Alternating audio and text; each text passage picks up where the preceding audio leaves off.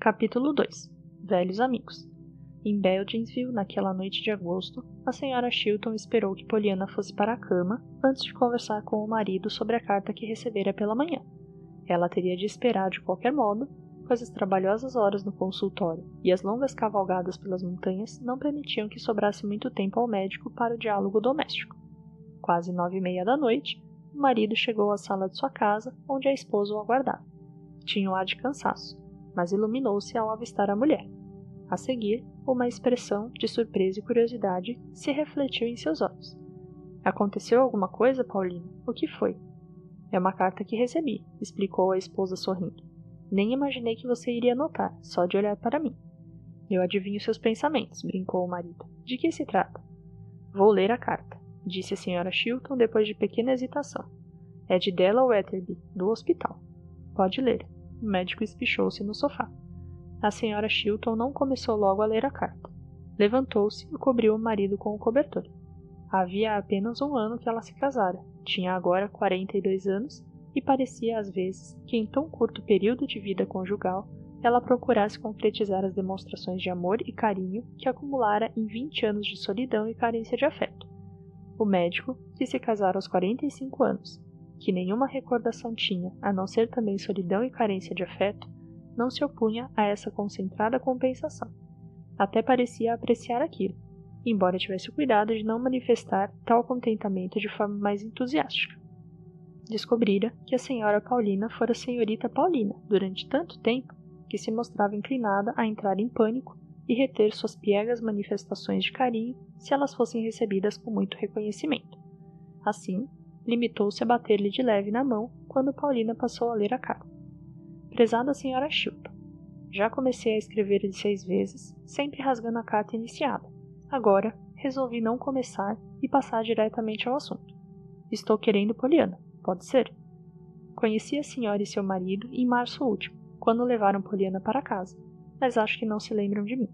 Pedi ao Dr. Ames, que me conhece bem, para escrever a seu marido, a fim de que a senhora, espero, não tenha receio de nos confiar sua sobrinha. Sei que pretende ir à Alemanha com seu marido, mas terá de deixar Pollyanna.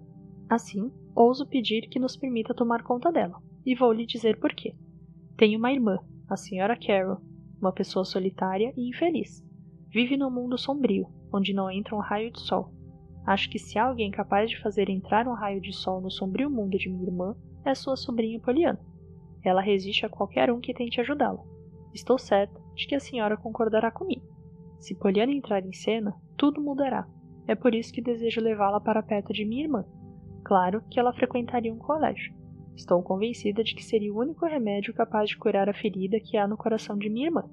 Não sei como terminar esta carta. É mais difícil do que começar. Talvez eu não esteja querendo terminá-la. Queria continuar falando sem parar para não lhe dar chance de dizer não. De qualquer modo, se a senhora estiver inclinada a dizer a terrível palavra, lembre-se de que ainda estou falando e lhe dizendo quanto precisamos de Pollyanna. Atenciosamente e esperançosa, Della Wetherby. É isso aí, disse Paulina Chilton ao terminar a leitura. Já leu alguma carta parecida com esta e já ouviu um pedido mais absurdo? Não sei, respondeu o médico sorrindo. Não acho assim tão absurdo querer ficar com Pollyanna. E a maneira como ela fala, curar o coração ferido da irmã, como se Pollyanna fosse algum remédio. Bem, o médico deu uma risada. Acho que ela é mesmo um remédio. Eu já disse que gostaria de poder receitá-la e comprá-la como uma caixinha de comprimidos. Charlie Ames me disse que os médicos do hospital costumavam dar aos pacientes uma dose de Pollyanna o mais cedo possível, depois de internados, durante o ano em que ela esteve lá. Ora, protestou Paulina Chilton, você acha então que ela não deve ir? Claro que não. Acho que vou deixar a menina com gente desconhecida. E que gente! Só faltava essa. Quando voltássemos da Alemanha, aquela enfermeira estaria com Pollyanna engarrafada e com uma etiqueta do lado de fora, ensinando como a dose deve ser administrada. O médico tornou a rir, mas só por um momento. Sua fisionomia se modificou quando enfiou a mão no bolso e tirou uma carta dizendo: Eu também recebi uma carta do Dr. Ames, hoje de manhã. Chegou a minha vez de ler uma carta. E leu. Caro Tom, Della Wetherby pediu-me para recomendá-la, assim como sua irmã, o que faço com prazer. Elas pertencem a uma distinta família e eu as conheço desde que eram crianças. Não se preocupe quanto a isto. Eram 3 irmãs. Doris, Ruth e Della. Doris se casou com um rapaz chamado John Kent, contra a vontade da família. Kent era de boa família, mas ele próprio não era grande coisa, esquisitão e bem pouco simpático. Ficou furioso com a atitude dos Weatherby e as duas famílias quase não se comunicaram, até que nasceu um menino. Os Weatherby adoravam a criança, James, ou Jamie, como o chamavam. A mãe, Doris, morreu quando o menino tinha 4 anos, e os Weatherby se esforçaram para que a criança lhes fosse entregue em definitivo. De repente, Kent desapareceu levando o menino. Nunca mais se soube dele, embora o tivessem procurado por toda parte. Aquela perda provocou a morte do senhor e da senhora Weatherby. Os dois faleceram pouco depois. Ruth já havia se casado e enviuvado. Seu marido se chamava Carroll, riquíssimo e bem mais velho que ela. Viveu apenas 1 ano após o casamento, deixando-a com o filhinho, que também faleceu antes de completar 1 ano. Desde que Jamie desapareceu, Ruth e Della não tiveram outro objetivo senão encontrá-lo. Gastaram dinheiro, moveram céus e pedras, sem resultado. Algum tempo depois, Della resolveu ser enfermeira e tem trabalhado esplendidamente. Tornou-se uma mulher alegre, eficiente e saudável, sem contudo esquecer o sobrinho desaparecido e sem nunca desprezar qualquer indício que surgisse a respeito do menino. Ruth Carroll é diferente. Depois de perder o filho, parece ter concentrado todo o seu afeto maternal no filho da irmã. Como é fácil imaginar, ficou desvairada quando ele desapareceu há 8 anos. Longos anos de sofrimento, de tristeza e amargura. Naturalmente, tem a seu alcance tudo o que o dinheiro pode comprar. Todavia, nada lhe interessa, nada lhe agrada. Della acha que é hora de tirá-la dessa vida sombria e que Pollyanna, a sobrinha de sua esposa, é a chave mágica que abrirá a porta de uma nova existência para a infeliz mulher. Assim, espero que você se disponha a satisfazer seu pedido. Eu também lhe ficaria muito grato. Afinal, Ruth Carroll e sua irmã são amigas muito queridas de minha mulher, e minhas também. E qualquer favor feito a elas é como se nos fosse feito. Com a amizade de sempre, Charlie. Ao fim da leitura da carta, fez-se longo silêncio, até que o médico perguntou: E então, Paulina? O silêncio continuou, e o médico, encarando a esposa, notou que seus lábios habitualmente firmes tremiam. Tranquilamente, esperou que ela falasse. Finalmente, Paulina perguntou: Para quando você acha que elas a esperam? Quer dizer que você vai deixá-la ir? Indagou o Dr. Chilton surpreendido. Que pergunta, Thomas Chilton? A esposa parecia indignada. Você acha que, depois de uma carta dessas, eu poderia negar? E o Dr. Ames também pediu. Depois do que ele fez por Pollyanna, acha que eu lhe recusaria alguma coisa? Bem, querido, só espero que Ames não tenha a ideia de pedi-la, murmurou o marido com um sorriso malicioso. Pode escrever ao Dr. Ames dizendo que vamos mandar Pollyanna, disse Paulina com um olhar desdenhoso. E peça-lhe para dizer a Della para nos enviar as instruções. Tem que ser antes do dia 10 do mês que vem, quando você vai partir. E é claro que antes de embarcar, quero deixar tudo providenciado. E quando vai falar com Pollyanna? Amanhã, provavelmente. E o que vai dizer a ela? Ainda não sei, só o necessário. Aconteça o que acontecer, não podemos deixar que Pollyanna fique convencida, julgando-se importante. Toda criança se prejudica quando mete na cabeça a ideia de que é uma espécie de vida de remédio com as instruções, não é? Isso mesmo, admitiu a esposa. Você sempre encontra a palavra certa, não é, querida? Bom, pelo menos me esforço. Ora, eu e você, e metade dos habitantes da cidade, fazemos com ela o jogo do contente, e temos nos dado muito bem. Mas, se Pollyanna deixar de fazer com naturalidade a brincadeira que o pai lhe ensinou, e pensar que é muito importante, vai ficar insuportável. Assim, não vou dizer a ela que vai ficar com Ruth Carroll para animá-la ou curá-la. Paulina se levantou decidida. Acho que você está certa, concordou o médico. No dia seguinte, Pollyanna foi informada de tudo. Queridinha, começou a tia quando os dois ficaram a sós naquela manhã. Gostaria de passar o inverno em Boston? Com você? Não, vou à Alemanha com seu tio, mas a senhora Carroll, amiga do Dr. Ames, quer que você fique em sua casa durante o inverno.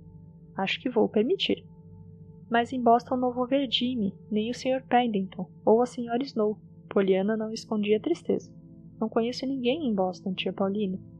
Ora, querida, você não conhecia ninguém antes de vir para cá. É mesmo, tia, exclamou Pollyanna com um sorriso.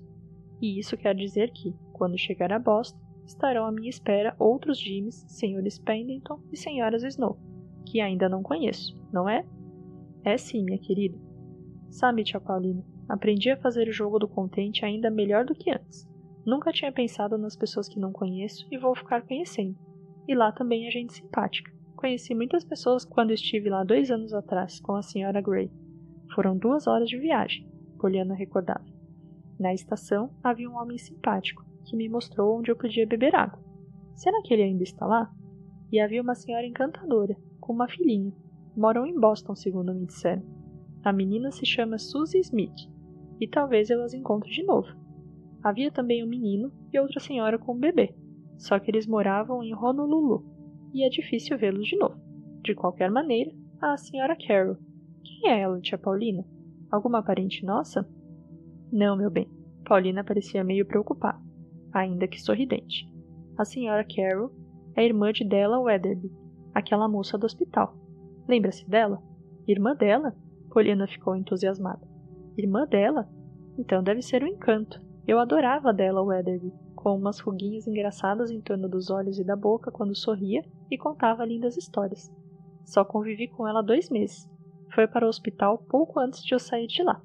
A princípio, fiquei muito triste, mas depois fiquei contente com isso, porque senão iria ficar muito mais triste quando fosse me despedir dela. Agora, vou vê-la de novo. Imagine! Poliana, Paulina mordeu os lábios. Não vá achando que as duas se parecem muito uma com a outra. Mas elas são irmãs, tia Paulina. Irmãs sempre se parecem. Na auxiliadora feminina, havia 2 pares de irmãs. 2 eram gêmeas, e tão parecidas que a gente nem sabia quem era a senhora Peck e quem era a senhora Jones. Até que nasceu uma verruga no nariz da senhora Jones, e então ficou fácil. A primeira coisa que se fazia era olhar para a verruga, e foi o que eu lhe disse, uma vez em que ela se queixava de que as pessoas a chamavam de senhora Peck. Então, eu disse, se as pessoas olhassem para a verruga, não iriam se confundir. Ela não gostou muito do que eu disse, nem sei porquê. Até pensei que ela ia ficar satisfeita. Afinal, era a presidente da auxiliadora feminina, e, naturalmente, queria ser tratada com respeito. Os melhores lugares, atenção especial, essas coisas. O fato é que ela não gostou, e tempos depois ouvi a senhora White dizer à senhora Rawson que a senhora Jones estava disposta a fazer tudo para se livrar da verruga, até mesmo botar sal no rabo de uma ave. Uma tolice. A senhora acha, tia Paulina, que botar sal no rabo de uma ave faz a verruga cair? Claro que não, menina. Quanta bobagem você aprendeu com aquelas senhoras da caridade. Nossa! A senhora acha, tia Polly? Não quero aborrecê-la de forma alguma, mas foi bom ter estado com as senhoras da caridade, e me sinto feliz quando me lembro daquele tempo. Estou livre delas, e morando com uma tia muito boa. Não é motivo para me sentir feliz? Claro, querida, concordou tia Polly sem conter o riso e sentindo um certo remorso ao se dar conta de que ainda experimentava a velha irritação em face da permanente alegria de Poliana. Nos dias seguintes, quando se cruzavam no caminho, cartas tratando da estadia de Poliana em Boston durante o inverno, a menina se preparava para a viagem, despedindo-se dos amigos de Beldinsville. A essa altura, todos os habitantes da cidadezinha de Vermont conheciam Poliana e faziam o jogo do contente. Poliana foi de casa em casa, anunciando que passaria o inverno em Boston. Não houve quem não se demonstrasse triste pela ausência da menina, desde Nancy na cozinha de tia Polly até na casa de morro onde morava John Pennington. Nancy dizia a todo mundo, menos a sua patroa, que achava uma loucura aquela viagem a Boston. Em sua mansão na montanha, John Pennington pensava o mesmo, e não hesitava em dizer isso à própria senhora Chilton. Quanto a Jimmy, o menino de 12 anos que Pennington acolhera em casa a pedido de Poliana e que acabara por adotar, este ficou indignado. Você mal acabou de chegar, disse a Poliana no tom de voz de um menino que tenta esconder que tem um coração. Que é isso? Retrucou Poliana. Estou aqui desde março. Além do mais, é por pouco tempo. Só vou passar o inverno. Bem, você ficou fora daqui um ano inteiro. Se eu soubesse que pretendia sair de novo logo depois, a primeira coisa que eu fazia era não receber você com bandeiras e banda de música, quando voltou do hospital. Ora, Jimmy, não lhe disse para me receber com bandeiras e banda de música. Ainda por cima, você cometeu 2 erros. Não devia dizer eu fazia, e era, e sim, eu faria, e seria. Isso não tem importância. Tem sim. Você mesmo me pediu para corrigi-lo quando falasse errado. O Mr. Pennington quer que você fale certo. Fique sabendo que, se você tivesse sido criado em um asilo, sem parentes que se interessassem por você, Em vez de viver cercada por um bando de velhas que só faziam ensiná-la a falar direito, acho que não ia falar melhor do que eu. Fique sabendo, Jimmy Bean, que as senhoras da caridade não eram umas velhas. Bem, muitas delas eram mesmo idosas, apressou-se Pollyanna em corrigir, levada pelo hábito de dizer a verdade, mesmo nos momentos de raiva. E fique sabendo que não me chamo Jimmy Bean. É mesmo? O que está querendo dizer? Fui adotado legalmente. Há muito tempo ele queria fazer isso. Agora me adotou. Passei a me chamar Jimmy Pendleton e tenho que chamá-lo de tio John. Bem, quanto a isso, quer dizer, ainda não me acostumei. O menino continuava a falar, já desfeita a expressão de raiva em seu rosto. Pollyanna bateu palmas, entusiasmada. Ótimo, agora vocês são parentes. Parentes que se amam, quero dizer. Você não precisa nem mesmo explicar que ele não é seu parente, porque o sobrenome é igual. Estou muito contente. O menino pulou do muro onde estavam sentados e se afastou, corado e com os olhos úmidos. Devia aquilo a Pollyanna, sabia muito bem, e, no entanto, tinha acabado de dizer a ela. Chutou uma pedrinha, depois outra, mais outras. Pensou que as lágrimas que lhe umedeciam os olhos iam acabar descendo pelas faces. Chutou outra pedra, mais outra, depois apanhou uma terceira e atirou-a muito longe. Um minuto depois, voltou para junto de Pollyanna no muro. Aposto que chego correndo até aquele primeiro pinheiro ali, na sua frente, desafiou. Aposto que não chega. A menina se pôs de pé. A corrida não chegou a se realizar. Pollyanna se lembrou a tempo de que apostar corrida era um dos prazeres que lhe estavam proibidos. Jimmy não se incomodou. As lágrimas já não ameaçavam escorrer pelo rosto. Jimmy se reencontrara.